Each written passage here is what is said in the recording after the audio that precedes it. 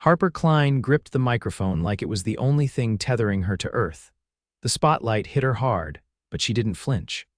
Her voice, soft at first, floated out into the dimly lit room of the Velvet Note, the tiny downtown Atlanta cafe that smelled like espresso and second chances. It was open mic night, a Thursday tradition, and Harper always closed the evening. Not because she was the best singer, but because she was the only one who came every week without fail, the last name on the list written in messy blue ink. She had no idea that in the back of the room, sitting at a small table dressed in a charcoal suit and watching her like she was the only person in the world, was billionaire tech CEO Knox Presley. No one knew he was there. He liked it that way. The cafe's owner had practically begged him to check out the open mic when they met at a charity gala earlier that week. Knox had rolled his eyes until he found himself standing in the back of the cafe, tie loosened, whiskey untouched, and completely captivated by a girl in ripped jeans and a vintage leather jacket. He hadn't planned to stay past the first act. He hadn't planned to stay past 10 minutes. But then she sang. Her voice wasn't polished. It was raw, emotional, the kind that grabbed your gut and squeezed. She wasn't trying to impress anyone. She was just telling the truth. And that shook something loose in him. He leaned forward as she hit the last note. It wasn't perfect, but it was real. The room went still for a second before the crowd erupted with claps and cheers. Harper smiled, gave a small wave, and stepped off stage. She slipped behind the curtain where she grabbed her coat and slung her guitar over her back. Knox stood quickly. Too quickly, he didn't even know what he was doing until he was halfway to the door. "Excuse me," he said to a waitress. "The girl who just sang, where does she usually go after this?" The waitress blinked at him. She usually walks home, lives a few blocks away." "Doesn't really hang around." Knox pulled out his wallet and slipped her a few large bills. "Thanks." He caught up to Harper just as she stepped out into the chilly night. "Hey," he said, his voice low and easy. She turned around, eyes narrowing slightly. "Do I know you?" "No," Knox said, shoving his hands in his pockets. "But I know that song. It was yours, right?" Harper hesitated. "Yeah, it was good." "Thanks," she said cautiously. "Look, I'm not selling demos or anything if that's what I don't want to buy your music," he interrupted. "I just wanted to tell you it moved me, that's all." Harper studied him. "You don't look like someone who goes to open mics," he laughed. "Not usually. But tonight I'm glad I did." She nodded slowly, then shifted her guitar strap. "All right. Well, thanks." She turned to walk away, but Knox surprised himself by calling out, "Can I buy you a coffee or something?" She stopped. He added quickly, not in a creepy way, just, "You seem like someone worth talking to." She eyed him, then looked down the street. "Fine, one coffee. There's a diner around the corner you're buying." "I figured," he said, falling into step beside her. They walked in silence for a moment, then she asked, "You got a name?" "Knox," he said. "You?" "Harper." The diner was half empty. They slid into a booth near the window. She ordered black coffee. He got the same. "So," she said, blowing on the rim of her cup, "what do you really do, Knox? You look like you walked out of a boardroom." He smirked, couldn't help it, and said, "I work in tech." She raised an eyebrow. "What, like apps?" "Something like that." He didn't offer more and she didn't push. That was new. Most people tried to guess or Google him. "You always sing your own stuff?" he asked. "Yeah, it's not like anyone else wants to sing it," she said, but there was no bitterness in her tone, just honesty. He leaned forward. "You're talented." She shook her head. "I'm broke, that's what I am." Knox watched her carefully. "Why aren't you doing this professionally?" "Because I wait tables 6 days a week and pay rent 7. You think I got time to chase a dream?" He nodded slowly. "I think maybe someone should help you." She frowned. "Let me guess. You're some producer looking for a pet project." "No," he said honestly. "But what if I could help you get your music heard?" She looked at him, her eyes guarded now. "Why would you do that?" Knox hesitated. He couldn't tell her the truth, not yet. That he was one of the richest men in the country. That he could launch her career with one phone call. That he hadn't stopped thinking about her voice since she sang the first line. "So instead," he said, "because I believe in talent. And I don't think yours should be stuck in a coffee shop." Harper leaned back. "Sounds like a line." "It's not," she sighed, then stood. Thanks for the coffee, Knox, but I don't need a savior, I just need to get through the week. He stood too. Let me prove I'm not a savior, just someone who sees you. She paused. He pulled a card from his wallet and handed it to her. Call me if you ever want to talk. She stared at it, then tucked it into her guitar case. Good night, Knox. She walked away. He watched her go, his heart pounding harder than it had in years. He didn't know her, but he wanted to, and something deep inside him whispered that this wasn't the last time he'd see her, not even close. The card sat untouched in Harper's guitar case for 3 days, not because she forgot about it, she hadn't. She'd thought about it constantly. Every time she walked into the diner for her shift, every time she passed the cafe flyer tacked to her fridge, every time her fingers grazed the worn strings of her guitar. She remembered Knox's face too clearly. Sharp jaw, eyes too perceptive for comfort, and a kind of quiet intensity that felt out of place in her world of chipped coffee mugs and late rent notices. By the 4th day, curiosity got the better of her. She didn't call him. She showed up. The address on the card led her to a sleek, mirrored building in Midtown that looked like the kind of place no one entered without a key card or a 6-figure salary. She hesitated outside the revolving doors for nearly 5 minutes, her reflection catching in the glass. She looked exactly like someone who didn't belong there, tired boots, second-hand coat, guitar slung across her back like a rebellion, but she walked in anyway. The receptionist looked up, startled.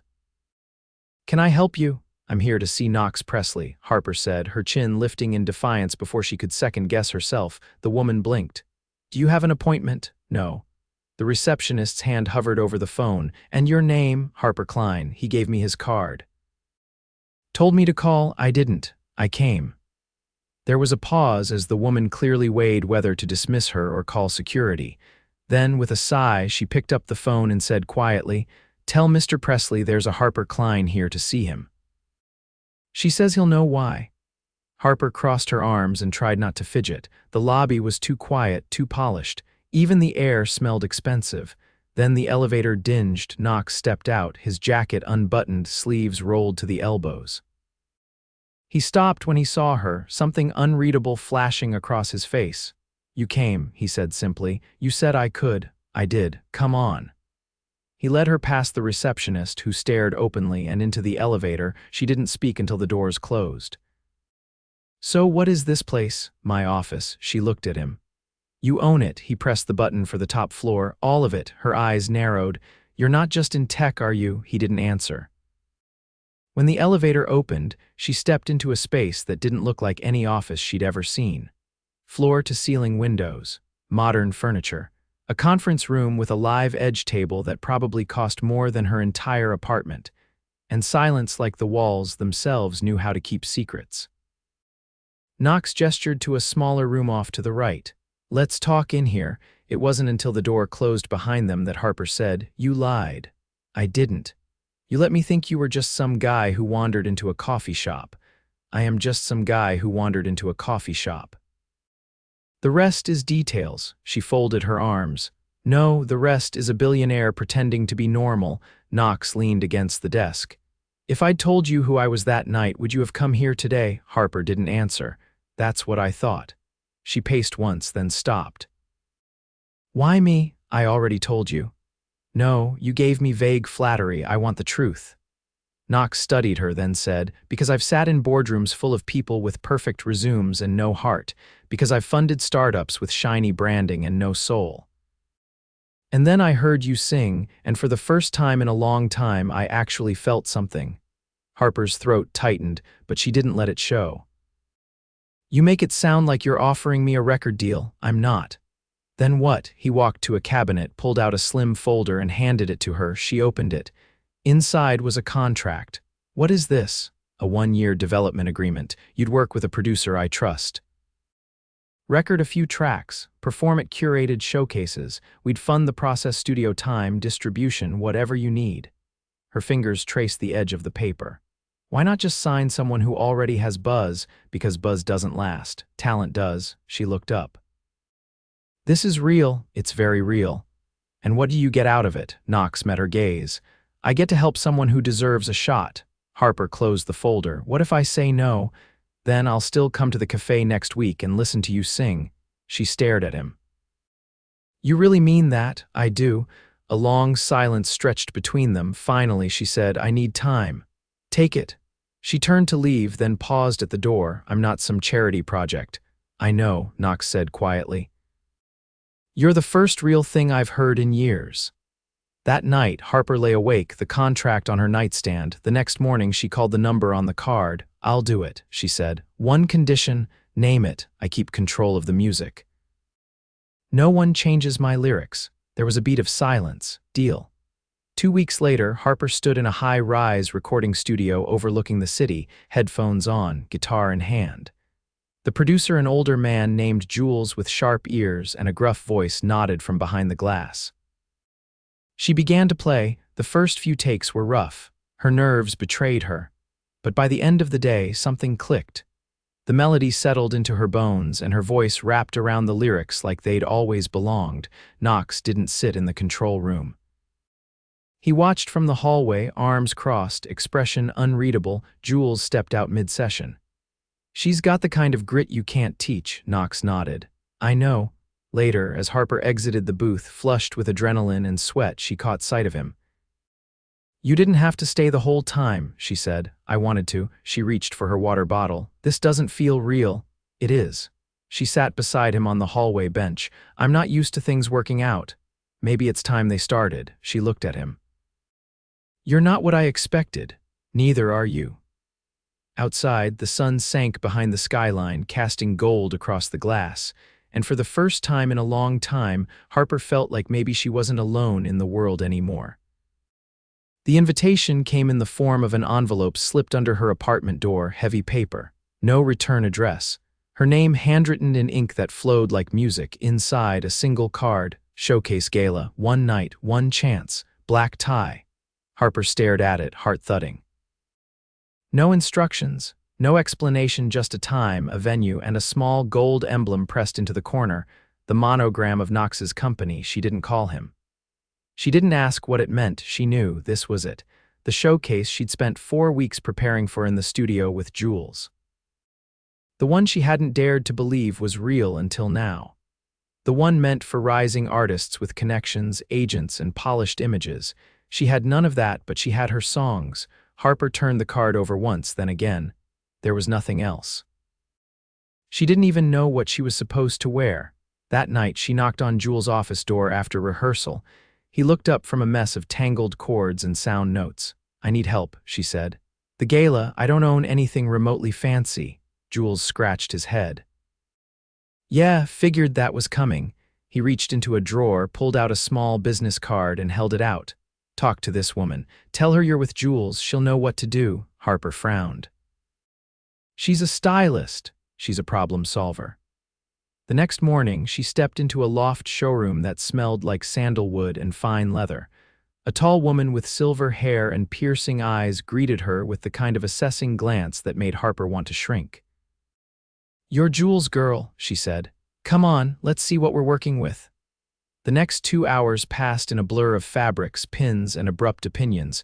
When Harper hesitated over a gown that shimmered like moonlight, the woman waved her off. "You're not here to blend in. You're here to be remembered."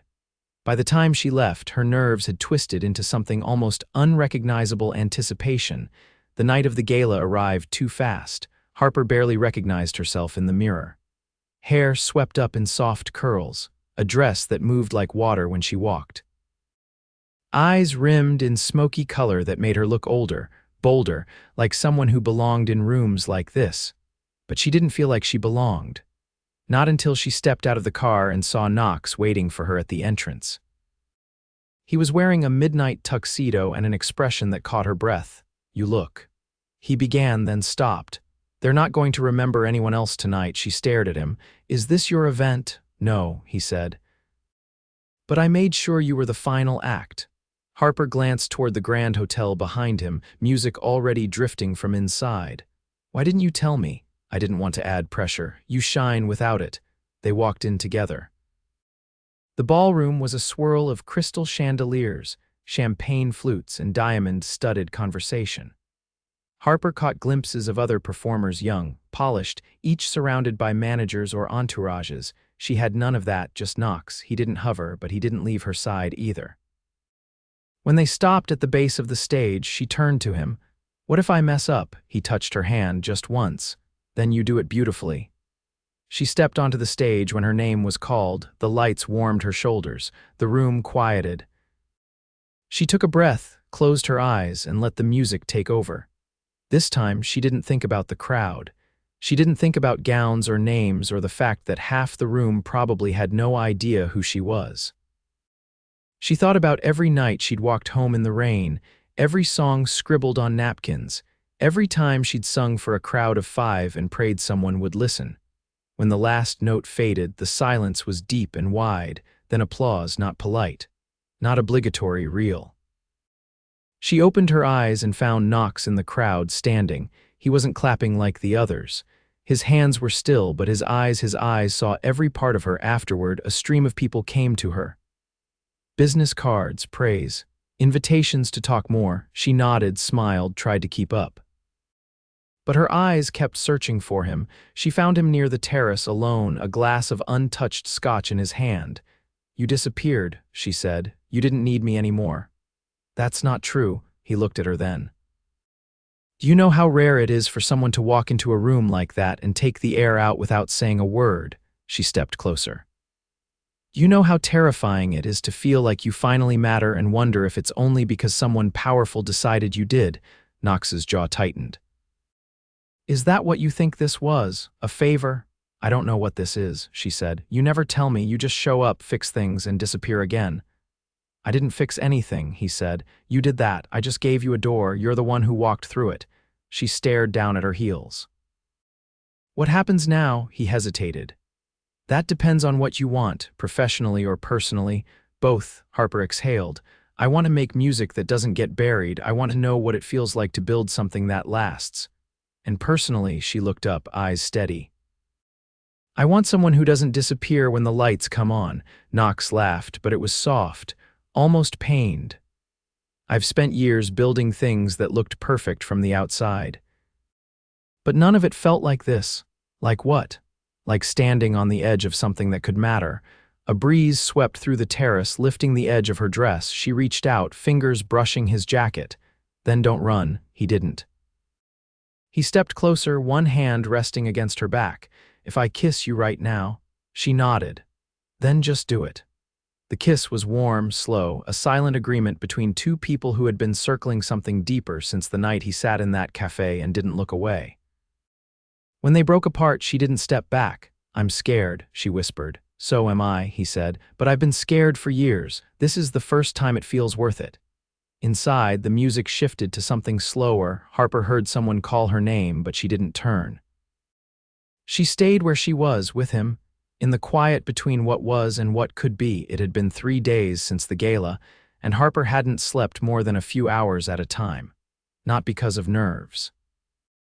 Not even because of everything that had happened afterward, the offers, the meetings, the whirlwind of interest that followed that single performance. It was him. Their kiss hadn't been some impulsive moment swept up in applause and starlight. It had been deliberate, real.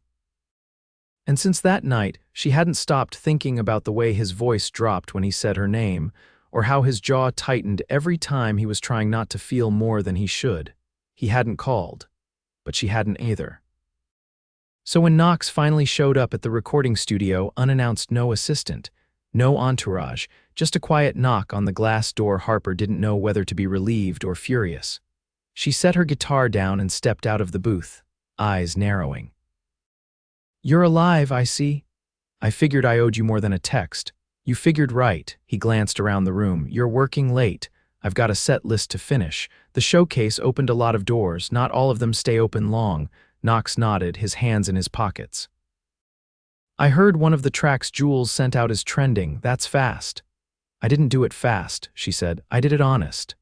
"I know you did." She crossed her arms. "So why are you here?" He walked to the edge of the soundboard, resting his hand lightly on the edge. "Because I realized something." Harper arched a brow. "This should be good."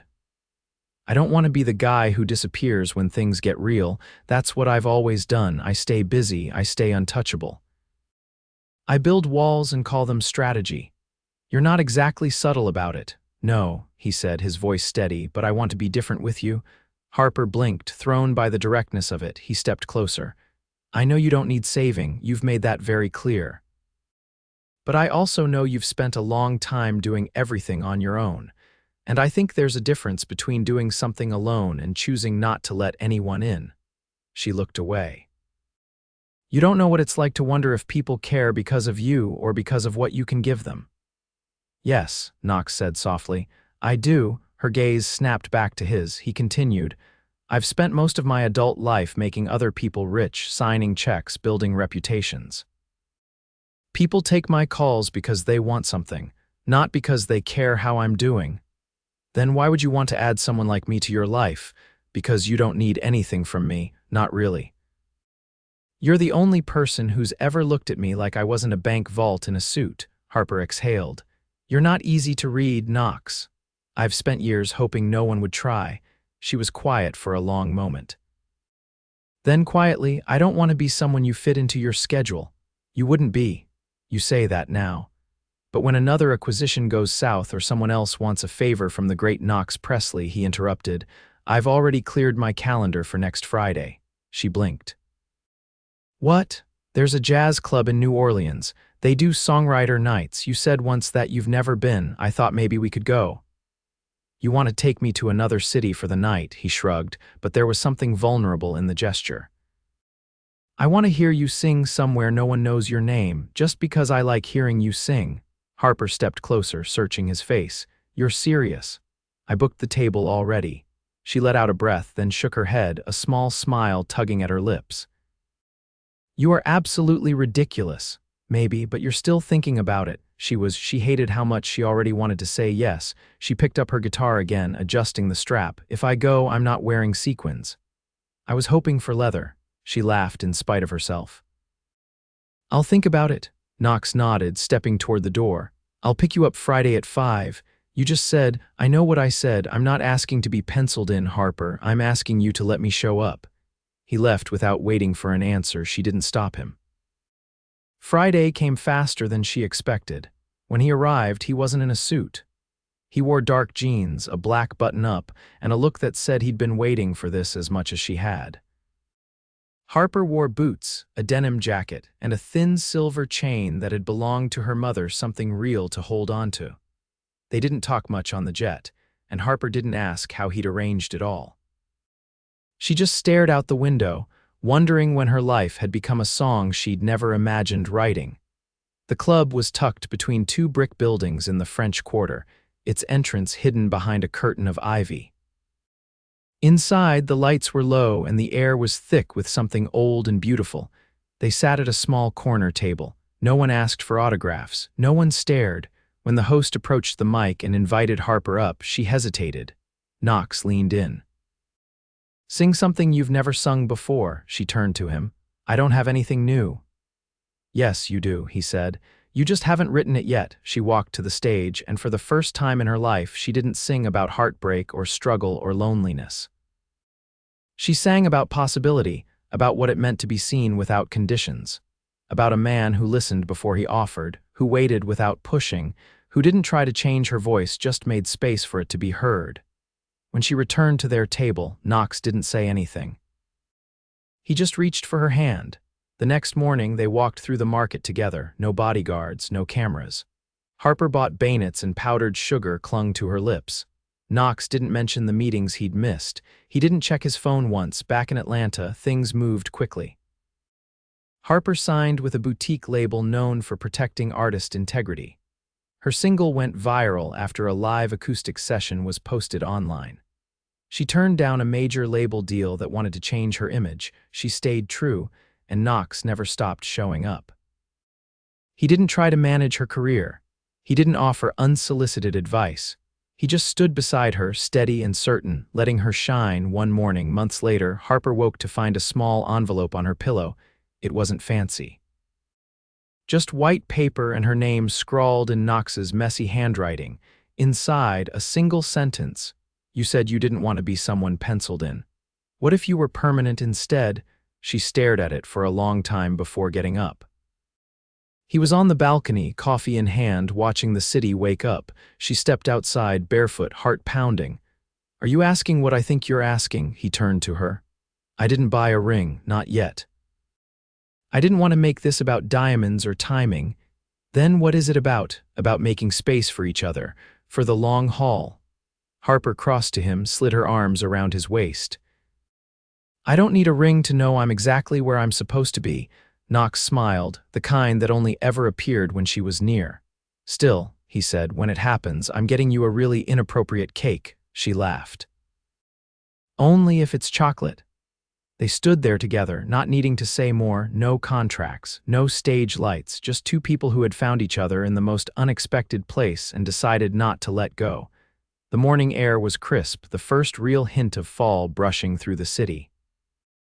Harper stepped out of the townhouse she and Knox had moved into 2 months earlier, her worn boots crunching over the leaves scattered along the sidewalk.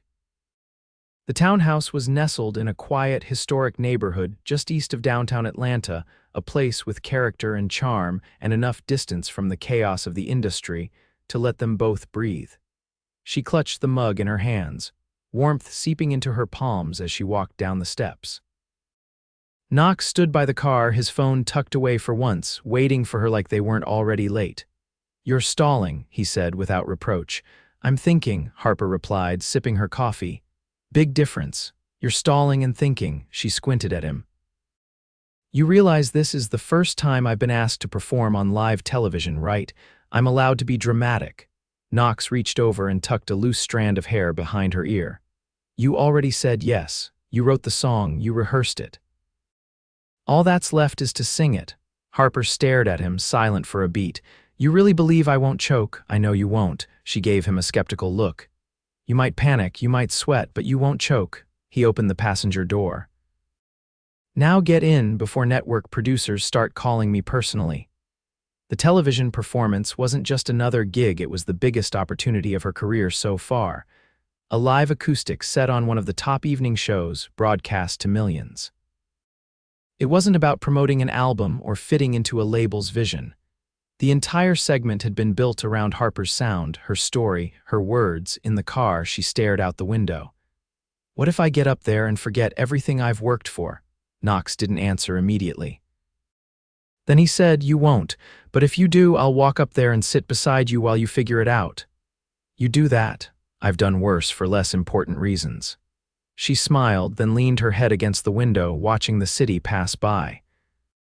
Do you ever miss it? Miss what? Being anonymous, walking into a place and not having everyone expect something from you. Knox glanced at her. I don't miss who I was when I was anonymous. The studio was already buzzing when they arrived.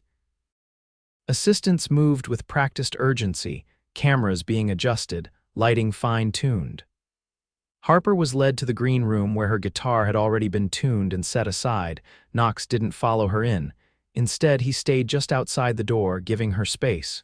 She turned before going in. You're staying to watch, right? He nodded once. From the wings, I'll be right there. The segment flew by in a blur. The host gave her a warm intro, the lights shifted, the camera panned in, and Harper started to play. Her voice didn't shake this time. Her hands didn't tremble. She sang the song she'd written 2 weeks ago, the one about standing still long enough to let someone catch up to you, and the silence in the room as she played the last chord told her everything she needed to know. Afterward, she was ushered off stage and into a room full of compliments and handshakes, but she slipped through them all and found Knox leaning against the hallway wall. I didn't forget a single word, she said. I know. Back at home, after the adrenaline had faded and the city had gone dark, they sat together on the back porch, wrapped in an old quilt, Harper's head tucked beneath Knox's chin. I was thinking, she said. Oh no, she elbowed him gently. Serious thinking. About what comes next. He tilted his head down. Professionally or personally? Both. All right, let's hear it. I want to finish the record, not just a few singles, a full album, with a sound that's all mine, and I don't want to rush it just to ride the momentum. He nodded. That's smart, and personally. She hesitated, then shifted so she could look at him. I want to stop waiting for the next shoe to drop. Knox's brow furrowed. What do you mean? I've been waiting for something to ruin this, for you to realize I'm not as polished as the women you're used to. For me to mess it up, but that's not fair to either of us. He took her hands in his. You know what I realized tonight watching you on that stage? What? That I stopped thinking about what comes next the moment I met you. Everything since then has just been a choice to keep walking beside you.